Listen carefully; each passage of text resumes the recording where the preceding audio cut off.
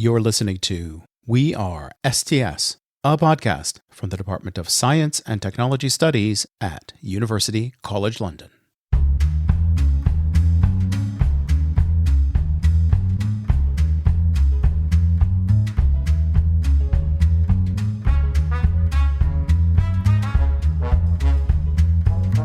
Hi, everybody, and welcome back to We Are STS. I'm your host, Professor Joe Kane. This is episode 8. It's a new series, and we're raring to go.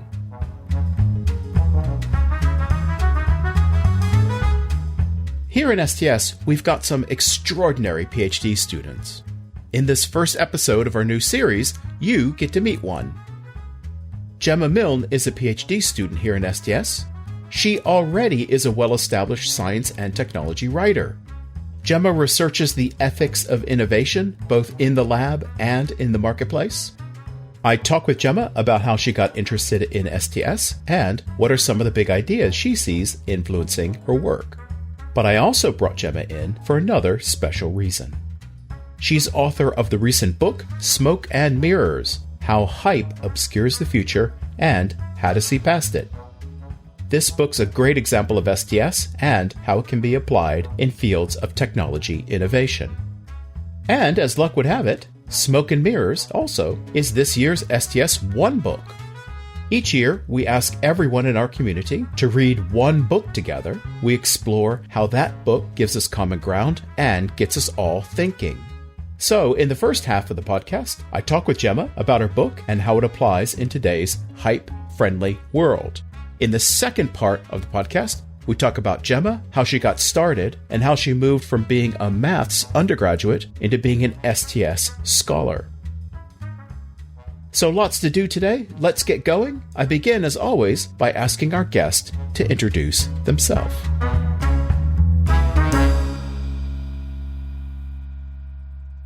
Hello everyone, I'm Gemma Milne. I'm a writer, a broadcaster, and a researcher here at UCL in the STS department. I guess a way to sort of encapsulate all the different pieces of work that I do is that I'm pretty obsessed with how the world works, and specifically how science and technology intersect with society and how they shape and are shaped by the world around them. And that's always been the sort of project of what I get up to. Brilliant. Now, Gemma, we're going to talk a lot about you and a lot about your background in the second half of this conversation, but let's focus down on your recent book. Last year, during the pandemic, you published this fantastic book titled Smoke and Mirrors. Do you want to tell us a little bit about that? Sure. So Smoke and Mirrors is all about the role that hype plays in the world of science and technology. So how do we talk about science and technology? What sort of headlines are out there? What sort of promises are being made about science and tech by various different kinds of people? And originally the book was kind of being pitched as this sort of hype busting book. So, I would read headlines about science and tech and I'd get really frustrated and go, that's not really what it's about. And they're misleading people and it's not really a lie. It's kind of just an exaggeration and it's complicated and people don't get it. But as I started researching it more and kind of trying to bring together that sort of narrative, and I go into all different kinds of science and technologies to bring examples about hype, so everything from space to AI to cancer therapeutics to food, I realized that actually hype plays a much more interesting role than just exaggerating things and bringing attention to stuff. It really does sort of shape the direction of the development of technology, and sometimes it has arguably a positive role, sometimes a negative role. And so as with most things, the more you look into them, it's more complicated and more interesting than originally it might seem. So Smoke and Mirrors is kind of the end of that journey of years of thinking about hype. You give a bit of context as well. I've had many different kinds of jobs that sort of feed into my interest in hype. I worked in the advertising industry, which is, the industry that literally runs on hype and produces hype. And I've also worked in investment banking and the team that I worked with is the one that takes companies public and floats them on the stock market. And they have to make the case for these companies and get investors excited. So hype was a big part of that role. And then also being a journalist, I'm receiving pitches from companies and people all the time who want me to write about them. So they are hyping themselves up. But of course, my job as a journalist is to try and sift through that hype and try and make sense of it. So hype has been a part of my career, my interest for a long time. And I suppose that's why it ended up being this much more complicated and interesting picture of essentially how hype plays in the world, as opposed to just why it's this bad thing that we need to bust. That's fantastic. I'll tell you how I got drawn into your book. Okay, and this will help explain, I think, a little bit more about what's inside the book. When I first opened it up, I thought, okay, this is a science and technology journalist who's going to tell me about new science and new technology. And so I just kind of crack open a chapter and just sort of look through it. And there's a lot of stuff about what's on the cutting edge right now. And I thought, this is great. And then you hooked me on the other thing, which is the thing the book seems to be really about, which is about hype and that concept of hype. And you hooked me, and then you threw me in quite a different direction. And it was, okay, when I kind of concentrated on the fact that you were going to tell me how hype exists in the new science and new technology world, I thought, okay, you're going to tell me that there's hype everywhere. And I know that. This is where you threw me. And you said, hang on, Joe, it's more complicated than that.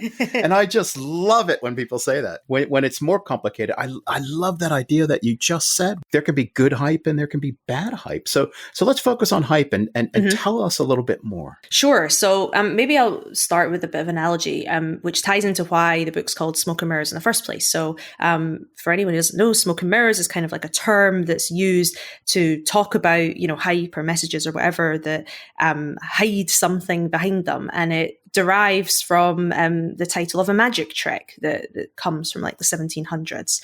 And it's where magicians would essentially use a combination of smoke and mirrors, and they would sort of beam images that would sort of look like they were coming out of boxes like ghosts, for instance. And obviously in the 1700s, these things tricked people a lot more than nowadays. Of course, we know how these tricks work and probably are a little more skeptical about these sorts of things to some degree. So this concept of magic and performance was something that I was thinking a lot about when I was thinking about hype. So you can think about hype through the lens of magic by considering this. If you go to a magic show, right, and you walk into the theatre, you're essentially, by walking into that room, consenting to be fooled. So you're saying to the magician, it's absolutely okay for you to try and trick me. I might sit here and just enjoy the show. I might try and work it out and spot the sleight of hand. But either way, I am consenting. It's absolutely fine for you to try and trick me. When someone lies to you, that would be non-consensual fooling. So you're not, saying it's okay for you to fool me. You don't maybe even know what's happening, and so on and so forth. Hype, it's not misinformation or fake news. That would be lying. That would be, non-consensual fooling. Hype is the tool that is used to capture people's attention. And it's not a tool for understanding. So therefore, sometimes there's not enough information in there for you to really get what's at the crux of it. And therefore, sometimes hype can result in what I think of as accidental fooling. So it sits in between this kind of consensual, non-consensual fooling where you don't necessarily know what's happening to you, but the person who's doing it isn't necessarily trying to fool you in the first place. So you have to come back to this point that hype is a tool purely for capturing attention, to get you to stop scrolling on your phone, or to, if you see something at a bus stop, to then go on your phone and look it up, or to listen to someone who's trying to tell you about their political messaging or whatever it might be.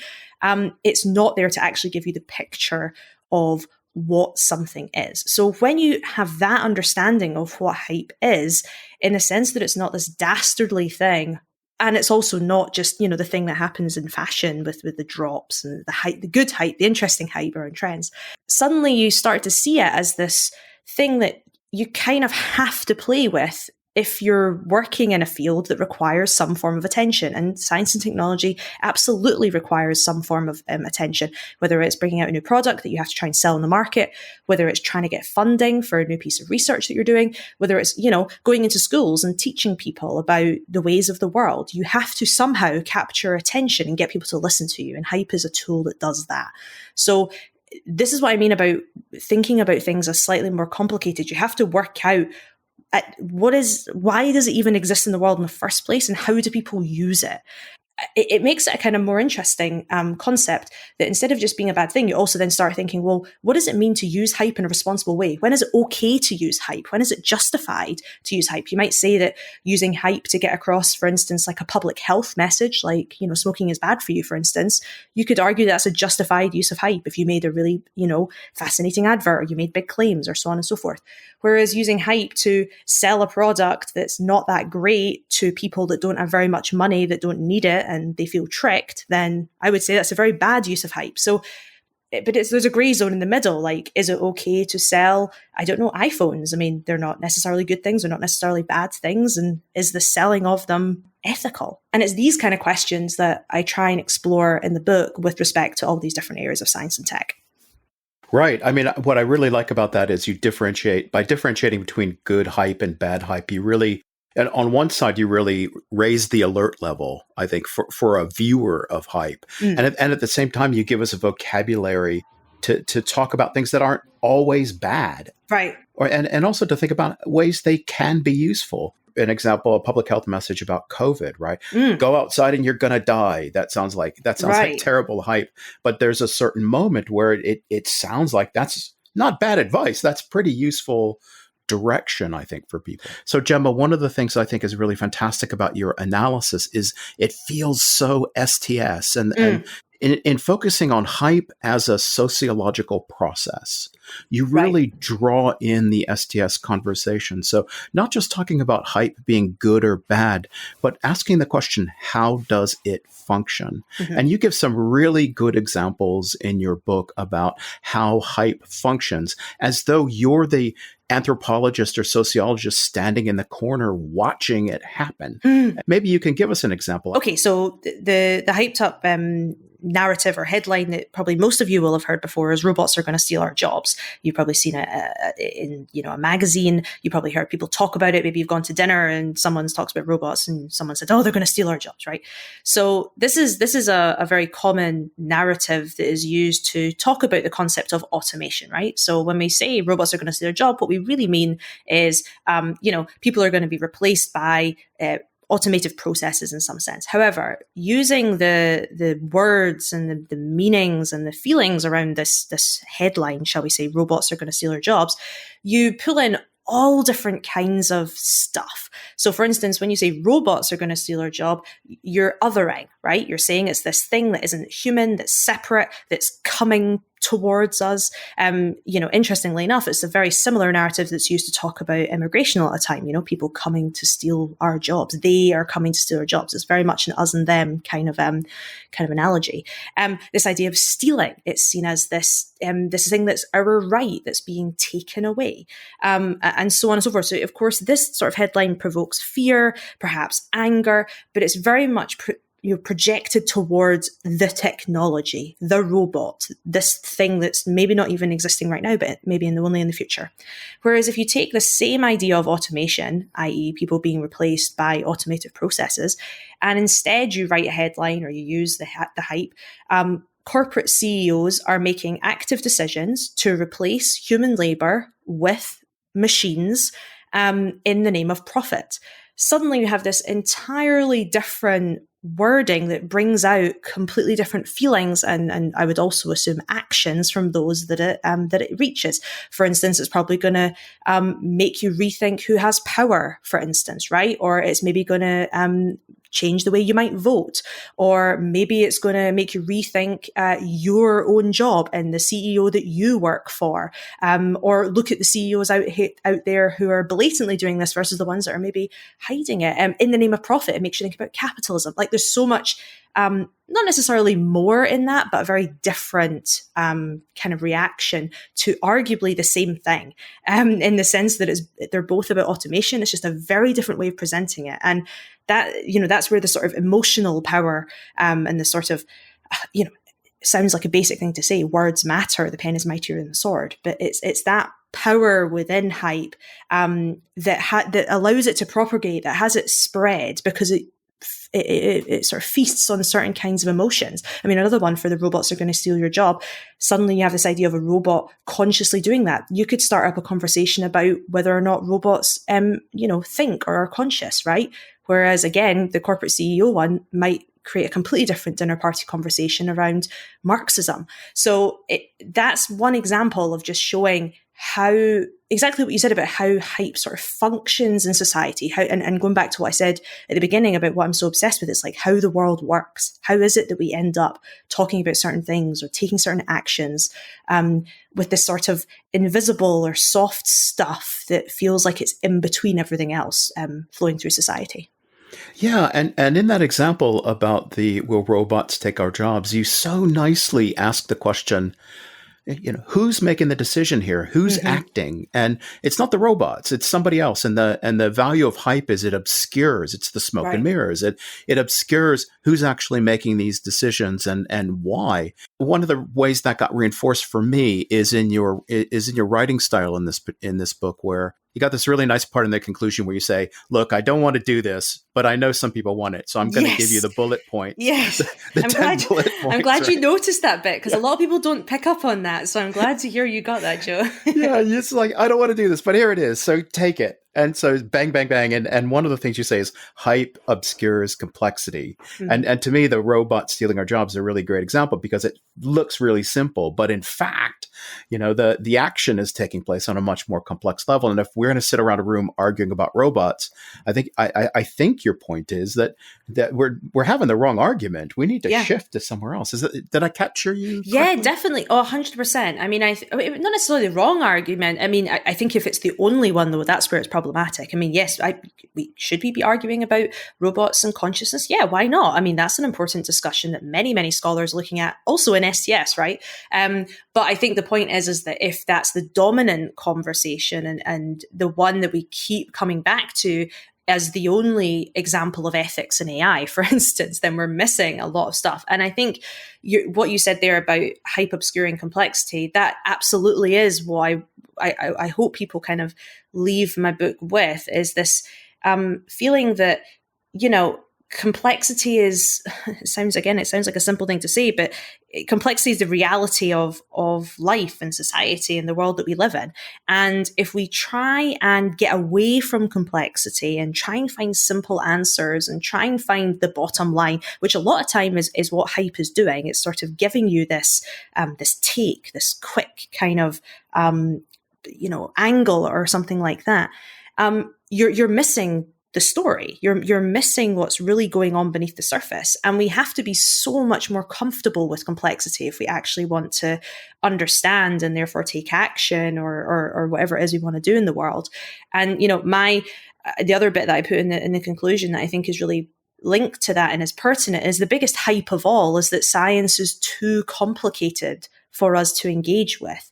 Science and tech is this thing that only people that study it can possibly understand, that only people with PhDs have the right to talk about, only people who do hard science as opposed to social science or so on and so forth are clever around and therefore are allowed to talk about. That's the biggest hype, and that's the biggest obscuring force, because it's literally stopping people from engaging. I studied maths at uni, and whenever I tell people this, they go, God, you must be so clever. I was terrible at maths at school. Or they go, oh my God, I studied maths as well, and then we nerd out about prime numbers. But the point I'm making here is there's this massive barrier just by saying maths. And it's the same, you see it over and over again. I'm sure you see it as well, Joe, like when you talk about what your job is, a lot of people feel quite afraid about engaging with science and tech. And as we know in STS, that's when things go wrong, when you don't have democratic participation, when you don't have the insight of all different kinds of fields coming together to help make decisions, to push people in different directions and push technologies in different directions, and instead rely on only people with certain kind of siloed thinking or deterministic thinking and so on and so forth. So it's really about wrestling with complexity, but then also feeling comfortable with it and empowered. And understanding hype, I think, is one of, if not the best way of doing that. That's really fantastic. We always say in STS, of course, that there's more to science than scientists. And I think you've nicely demonstrated that in your book. And you cover 9 different subjects, really, in the book. You really cover a fantastic range of new and emerging science and technologies. Do you have a favorite of those chapters, a favorite subject? it's like asking me which is my favorite child, Joe. There's technologies that I think are more complicated and therefore in my mind are more interesting because I find complex stories really fascinating. So I find fusion really interesting, for instance. And then there's chapters that I found more interesting to write because I felt like I was having to wrestle with a bit more, particularly from an emotional standpoint. So for instance, the cancer chapter was like a real shall we say, literary challenge in making sure that I was writing about the science and technology well, the societal points as well, the politics, but also appreciating that people reading this will most likely have been touched by cancer in some sense. So, again, that there's more to science than the scientists, right? That was an interesting challenge. But I think my favorite chapter and my favorite one that I suppose I focused on, and I was really excited to put it in a book like this, and I think it probably caught people by surprise, was the astrobiology chapter, which is the final one, because it allowed me, I don't know, I felt like it allowed me to be a bit ethereal and a bit more philosophical and slightly, I don't know, pair big thinking and a little bit more speculative thinking and wonder and awe, which at the end of the day is the thing that got me into science and tech in the first place, into what I hope is some intriguing, interesting, and quite important stuff about, I don't know, the human condition, as well as, the actual experiments that we're doing to try and work out whether or not there's life on Mars. And I think, most people kind of, I suppose, like yourself, you picked up and thought this is going to be about future tech. So of course there'll be an AI chapter. Of course there'll be something about, electric cars. I don't think people assume that there's going to be something about finding life on other planets. So that was fun. On the news yesterday, it was the most beautiful example of hype in astrobiology, which was a story that ran about scientists say there are 27 possible Earth-like planets that could observe us. Oh, interesting. Okay. You think, what a framing. Yeah. There's a lot in there. It's like CCTV from UFOs, and anyway, it was a beautiful, anybody who's listening to this podcast, look up that story and ask yourself, how is it hype? And then go back and read Gemma's chapter on astrobiology and see how you can put those two pieces together. Well, I mean, it's particularly because in that chapter, I talk a lot about if you allow yourself to kind of, for a second, take life on other planets seriously, you essentially are allowed to ask really fascinating questions. So when you're talking about observing us, right, getting past the hype in the sense of, we know what they're trying to do with that headline. But actually, when you start thinking about it, it's like, what do they mean by observing? Is that like to do with the distance? Is it to do with like the particular atmosphere that they have, which means they can quote unquote see us somehow? What are they using to see us? What does it mean to see? Do they have eyes? Are they using some kind of like infrared thing going on? Do they have to be conscious in order to understand what it means to see? There's like so many questions that pop up just from that word, that observe or that see. And again, that's why I think this particular area is such a fascinating one. And I think it illustrates why, when you really allow yourself to get past the hype in all areas of science and tech, you're not just then opening up the hood of a car and working out what the mechanics are. You're asking anthropological, political, sociological, and philosophical questions, which are really interesting and fun. Hype is not just about being critical; it's also about getting under the hood and really getting to grips with stuff that's quite fascinating. Oh, your inner sociologist is coming out. This is fantastic. I'll tell you my favorite chapter, which is, and it's going to make an important link to another part of STS. And I'm going to argue that you're actually there's a historian of technology in you, anxious to come out. Okay. Okay. Follow this line of argument. So one of the things you say about hype is it isolates a particular bit of information, like robots, rather than work and the economy or something like that. And all throughout your book, when you're talking about any subjects, but particularly in the chapter on batteries, you stress over and over again the importance of not thinking about the individual piece of technology, but focusing on the system as a whole. What that piece goes into. The battery goes into the car goes on the road. There needs to be charging points and power stations and all that stuff. And you come back and say we need to think about technological systems more than bits of technology. And what hype does is it takes us in the reverse. We focus on the piece rather than the whole, right? So that's one of your big lines of argument about sociology of technology.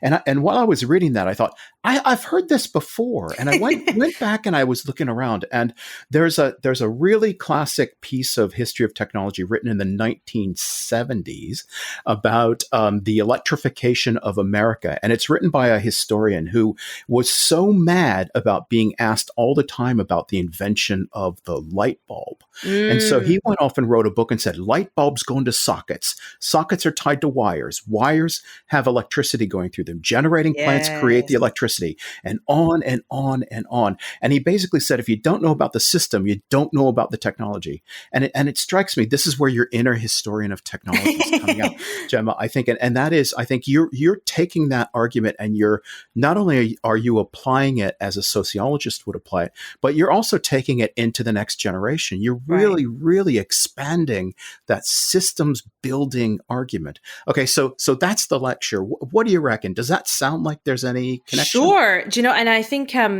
it's interesting you say this, because, and this is a little bit of a side point.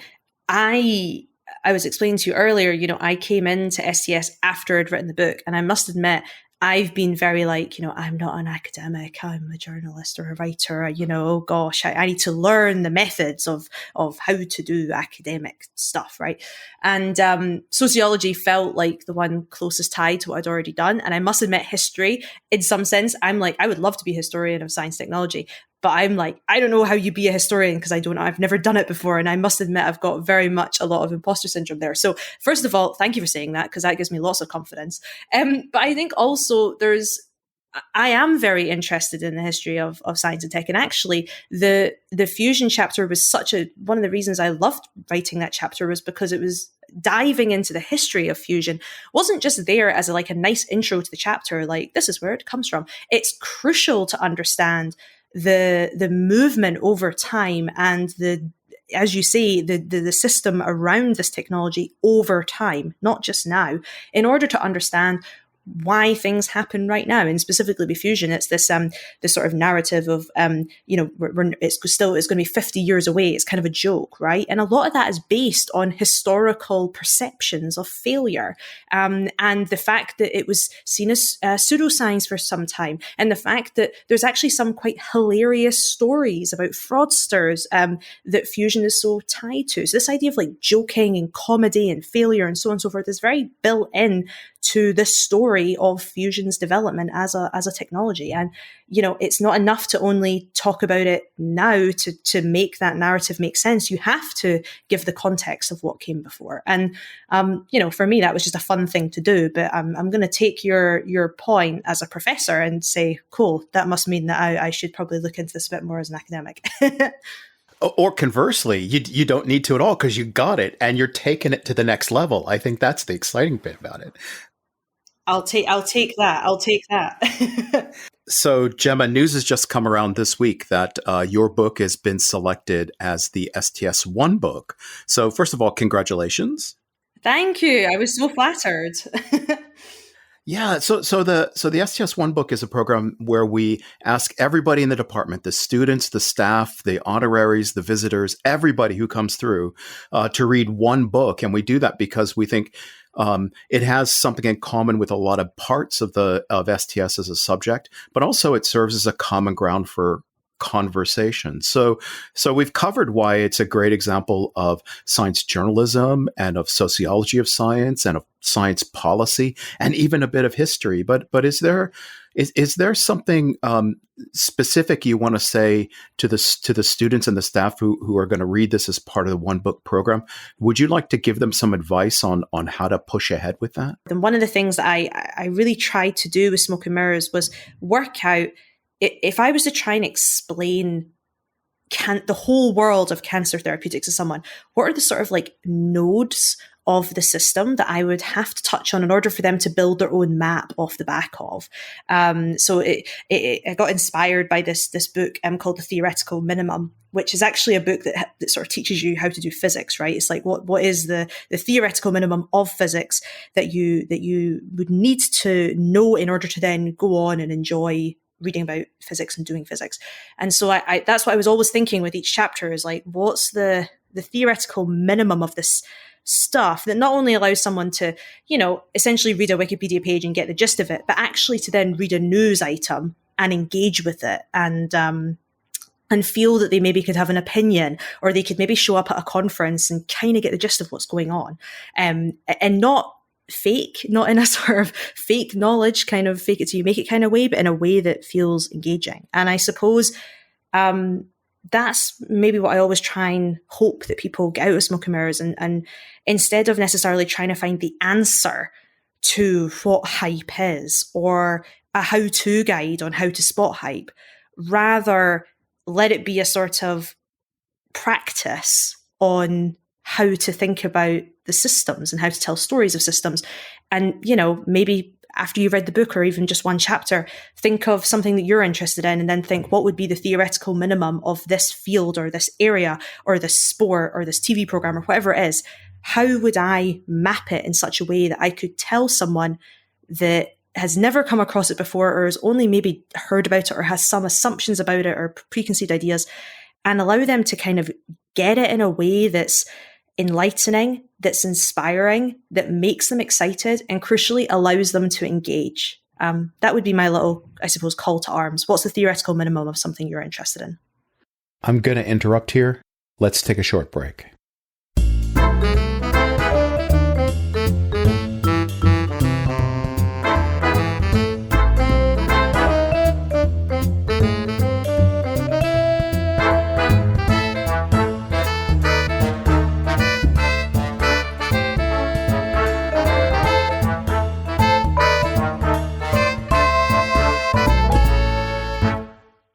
Let's get back to my interview with Gemma Milne. So Gemma, how did you come to be interested in STS as a topic? Well, I suppose it's quite a funny story. When I finished writing the first, I think it was the first or second draft of Smoke and Mirrors, so it was with my publisher getting edited. So it was done. I wasn't really allowed to make any other changes other than, spelling errors and things like this. Somebody put me in touch with Jack Stilgoe, Dr. Jack Stilgoe, who's in the department here at UCL as well. And they said, he's written this book on self-driving cars and he has a chapter on hype. You should read it because you've written a book about hype. So I messaged Jack and I was like, hi, I hear you have this book and you have this chapter about hype, and here's a PDF of my book if you're interested in it. Can you trade me? And he sent me his chapter.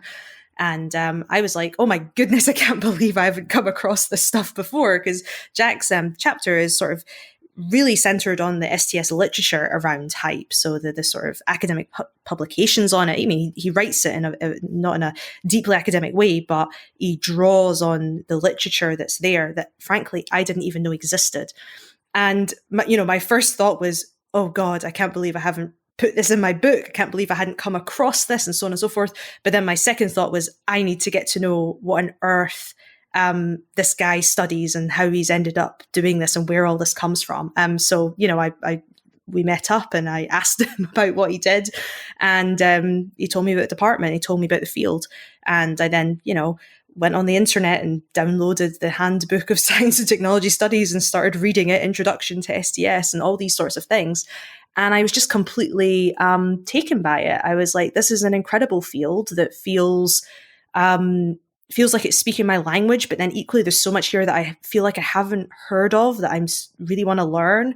But it also gives frameworks and words to stuff that I think is hard to describe sometimes. And for me, particularly as a writer and as somebody who's been trying to wrestle with a lot of issues in science and tech, and always saying, I try and bring in society to science and tech, not realizing I could have just gone and found it in this academic discipline.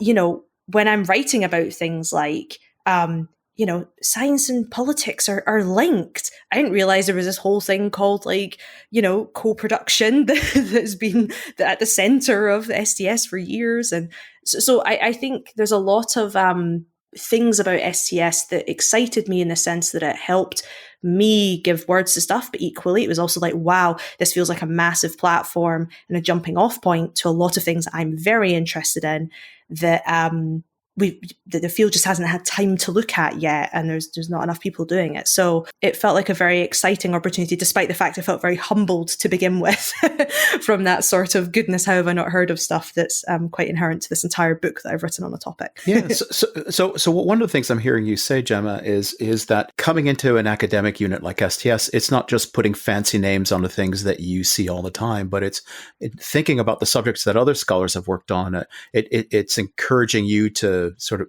expand your own mind. Yes, definitely. Yeah, no, I mean, it's not just about, I mean, I think sometimes academia in general can get a bad rap for that. It's like, oh, there's this, concept in society or in science or whatever, and they've given it this Latin name and now it's inaccessible. Well, yes, if you're looking at it from a sort of shallow standpoint, you could argue that is what academia does to some degree. But I think if you take a step back and realize that actually giving a name to thing then produces inspiration for a lot of other people to go, oh, that thing, yes, I've been thinking about it too. Here are my thoughts. And then someone else going, do you know what? You've actually said something that I think is linked to this thing over here in this other field. And now I can link this term with this one. And it's almost like a network building effect, shall we say. So that's what I find really exciting. I'll come across a term like I've been really interested in performativity recently, for instance. And, obviously I've wrote a book about hype, and I'm sort of saying that hype makes stuff happen, which is kind of the same idea as performativity to some degree. And again, I didn't know that was what that term meant in an academic sense. And now I've discovered this whole body of literature in performativity, not just in science tech, but in economics and law and all different areas, that gives me a whole different way to think about the stuff that I'm interested in, and allows my brain to kind of make more connections and more thoughts, and sometimes overwhelmingly so. But for me, that's kind of the excitement of when you really kind of get your hands dirty with academic literature and try your best to get over the sort of perhaps the imposter syndrome or whatever it is, that when it can feel so complicated or inaccessible, it's like, no, just take a step back. What is it they're actually trying to say? And what's the purpose of giving a word for this? What's the opportunity in giving a word for this, or a framework for this? Or it's kind of a flourishing effect, I suppose. Some people think it's a secret that we shouldn't let out, that we actually are fully engaged in all kinds of stuff. But let me turn to ask you a careers kind of question. Mm-hmm. So you said before that you studied mathematics at university. So how does the Gemma of a mathematics student as an undergraduate, how did you become the Gemma that you are today? What's the path? I have always been interested in, I guess, communicating awe and communicating wonder and trying to get people to feel how I feel about things I'm interested in. And I've always been interested in maths specifically. Like I have a necklace around my neck which has pi on it because I think pi is just totally fascinating in so many different ways. I've always been interested in patterns and prime numbers, in the sort of, for any mathematicians who are listening to this, the kind of the penny drop moments that you get in maths where you just get it and you're like, mind blown. How does that even work? Like Euler's theorem, when you like first understand it, it's so beautiful. And so I really want everybody to feel like that about Euler's theorem and to feel like that about maths. And so, from a young age, I've always been, particularly my mum, I've been trying to convince her how beautiful and stunning maths is. She studied zoology at university. And she's a writer, so she and a counsellor. So she, I suppose, would put herself more in the arts and all that sort of thing. And she's always been like, nah, maths is not for me. And I've always been like, no, it's beautiful. It's stunning. It's got all these bits to it. So that's something that's kind of always been there for me. And when I went to study maths, frankly, I was actually quite disappointed. Like I was expecting to kind of have all these penny drop moments and these beauty moments. I mean, I studied pure maths. I didn't do applied maths. I hate statistics and calculus and all that, but I love all my prime numbers and my Greek letters. And it made sense for me afterwards to seek out more of that wonderful stuff, shall we say, the awe. And I got captured to some degree by the banks. The banks came up to my university and were trying to recruit math students because obviously they love math students. And I worked in investment banking. I managed 3 months. I was like, this is so not for me. But I loved London and I loved the kind of the city life. I grew up in a village. So, obviously the sort of cliche, I love the city. And so I basically was like, well, how can I pair London with the more creative, amazing side of things that I think is really awesome, and step away from maths for a little while. And that's how I ended up in advertising. I Googled creative business jobs London and I ended up in advertising.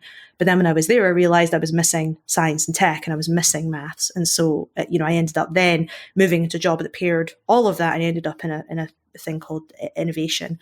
So I was what's called a tech innovation strategist, and my job was to go find startups and interesting innovation, quote unquote, people all around the world and connect them up with the company that I worked for. So that was when I kind of finally got to do a bit of the intersection of both. And when I was in that job, I did a lot of speaking on behalf of the company, kind of thought leadership stuff. And, I was getting good at it and people kind of liked the way I did it. So they started to give me free rein about what I could speak about. And I was like, well, I'm going to speak about maths. I'm going to tell people why maths is really interesting. And I'm going to somehow tie it back to the advertising industry and innovation in advertising or something like that. It was all about what makes people tick. And if you can really get to the crux of what makes people tick and why something's exciting, no matter how boring it might seem on the outside, that's when you can kind of use interesting narratives and so on and so forth. So I had this talk that was all about Euler's theorem and about the wonder of maths. And I had a lot of people sort of coming up to me in the end being like, do you work as, a science communicator or a journalist, or do you do anything that I can go read? And I'm like, no, I just work in advertising and sometimes I do some talks.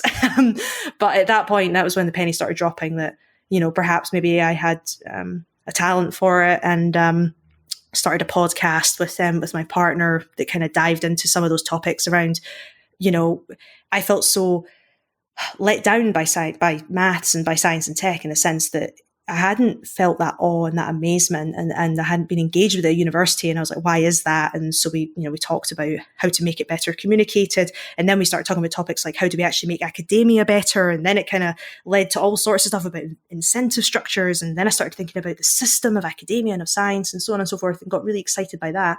And around about that time, I then got made redundant from my job. And frankly, was just trying to get any work I possibly could because I was living in London without any money. So I was like, what could I do? And I got hired to write about stuff and did a bit of science teaching at summer schools. I did a lot of speaking. I did a bit of consulting kind of based off the back of that innovation work I'd done. But the thing that I realized I really liked and that other people liked about me is that I was able to do this communication thing, that I was writing in an interesting way, and I was bringing in all these different sides of me, from the person who's feels wonder about science and tech, but also who's critical, and also who likes to get to grips with the system and how it works and the structures and so on and so forth. And I guess just over time, I really focused in on that and did the book, and then fell into academia because I met an STSer and thought they were great. So that's where we are today. And today you have a career that I may unfairly characterize it as a freelance career, but the way I see it is there are lots of pieces to your working day and your working week. It's some people think of the job that they might have in the future as they work for a company, the company pays them. And in a lot of ways you've done that, but it sounds like another path is to assemble lots of pieces, any of which is challenging and fantastic and rewarding, and occasional pays. But also you see that as that's your career. It's to have that portfolio or assembly. Do I have that about right? Oh, 100%. Yeah, that's definitely me. And it has been me for the last, I think I've been freelance now for 6 years. And it's the joy of what I do. I mean, it's like what you said, it's an assemblage or a collection. I pick and choose the things that I like to do, and I work hard to get to do them. They're not handed to me on a plate to some degree, but I think it's about, I mean, when I was made redundant from my job, I did a talk about this not long after, where I realized that I was sort of relying on the headline, like the title of my, tech innovation strategist at Ogilvy and Mather. That's who I was. That's how I introduced myself at parties. That's what was on my Twitter bio and all these sorts of things. And when that was taken away from me, it was like, oh my God, who am I? Like quarter life crisis. And, I realized that I wasn't really honing in and giving myself permission to do things that I actually was interested in. I felt, I would go to like events and stuff while I was working in the advertising company, events about like film or about certain sports or whatever. And I'd be thinking, God, just don't let anybody ask me what my job is, because they're going to see that I don't work in the space. I shouldn't be here, And then when you're made redundant, you don't have that issue, because you're fun employed. You're in between jobs, so you can do whatever you like, and everybody accepts you, and they assume that you have a reason to be there, and so on and so forth. And they're like that anyway, but I think you put your own limits on yourself. So when I realized how freeing that was, how amazing it was to be able to move in various different spaces, and how much I enjoyed 1 minute talking to a nuclear physicist, and then the next minute talking to some media person, and the next moment talking to someone who worked in the publishing industry or whatever, I was like, I can't really go back to only doing one job and only having, quote unquote, one identity in terms of what I do, not just for a living, but like in my life. Right. I was gonna ask you if you thought that there was anything that linked all the pieces of that, but I'm gonna give you the worst line to introduce yourself at a party, because I have a theory about what holds all those things together. Oh, I want to hear it. Because I don't think it's a lot of pieces. I think it's one thing implemented in lots of different ways, and it comes from the last paragraph of your book, where you politely revise H.G. Wells, and you basically say the most important thing right now is critical thinking, and so my theory is that that's the thing that holds everything that you're doing together. It's critical thinking,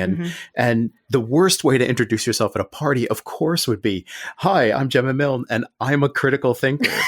Can you imagine? People would not want to hang out with me at parties. I mean, not that I'm the center of parties at the moment, but you know what I mean. Yeah. So we just have to, everybody listening, maybe help Gemma out and find her Twitter account and send her an idea for how she can introduce herself. She's a super critical thinker, and taking lots of information and processing it and applying a critical thinking frame on top of it. So however we can help you out, Gemma, that's what we're going to do.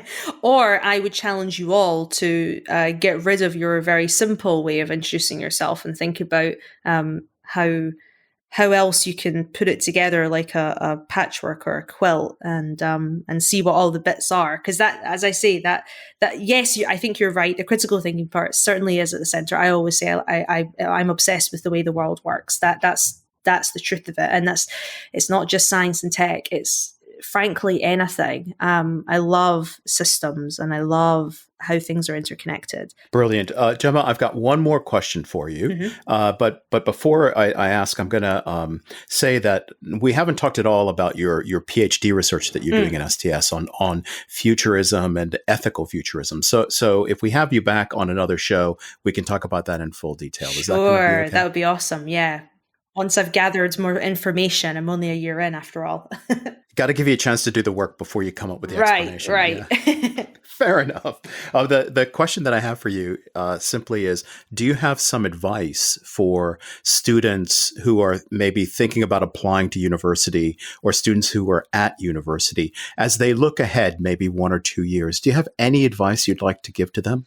Try and think beyond the subjects that you have at high school. Because when I went to university, it was, I'm good at maths at high school. I like maths, so I'm going to go study maths. And I didn't know that sociology existed. I didn't know that philosophy existed. I didn't know that anthropology existed. I didn't know that STS existed, because my school didn't offer any of those as a subject, right? So I would encourage you to look through a prospectus and really, look at all these weird and wonderful titles of degrees that you've never heard of. And I'm not necessarily saying going and study one of those. You might not want to, but at least try and take a module in them or something like an elective.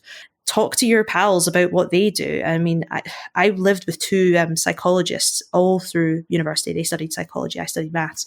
And I'm not going to lie, we didn't actually talk that much about psychology. And I don't know why I didn't, because I'm very interested in it now. And it took me a long time to really get to grips with why I found it interesting. One of them also did a whole load of philosophy.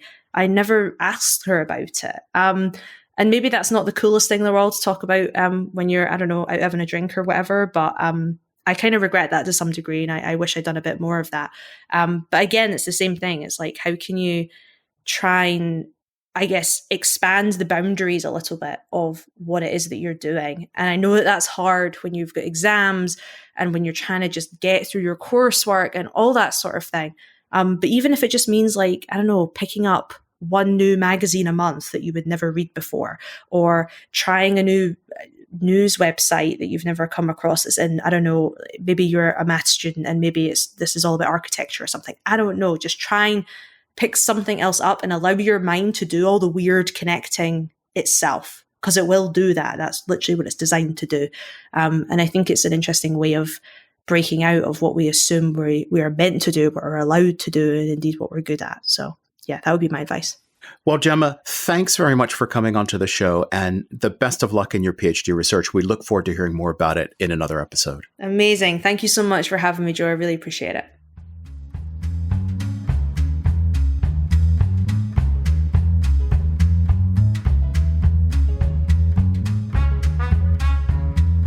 Well, everybody, that's our episode for today. Thanks for coming along. I hope you're now primed to jump into the conversation about smoke and mirrors. Listen up for events in the STS1Book program. Very special thanks to Gemma Milne for coming along today. You can hear more from Gemma through lots of different channels. She co-hosts the Radical Science podcast, for example, and she has lots of journalism out there. Links to her main channels are in the show notes. Smoke and Mirrors is available just about everywhere. There also are a few YouTube films with Gemma talking about her ideas. Music today has featured 2 pieces by Kevin MacLeod. One was Rollin' at 5, another was Sweeter Vermouth. Both are available through the website filmmusic.io. WeAreSTS is a production of the Department of Science and Technology Studies at University College London. If you're wondering about our degrees, just get in touch. We're always happy to talk. Finally, you can find out more about the show, tell us what you think, and explore our programs just by visiting our website. Here's the address, so write it down. It's ucl.ac.uk/STS/podcast. Well, that's it for today. Oh, it's so nice to be back with a new series. We have got a lot planned for the new series, so we'll meet here again soon. I can't wait. So until next time, everybody, I'm Professor Joe Kane, and thanks for listening.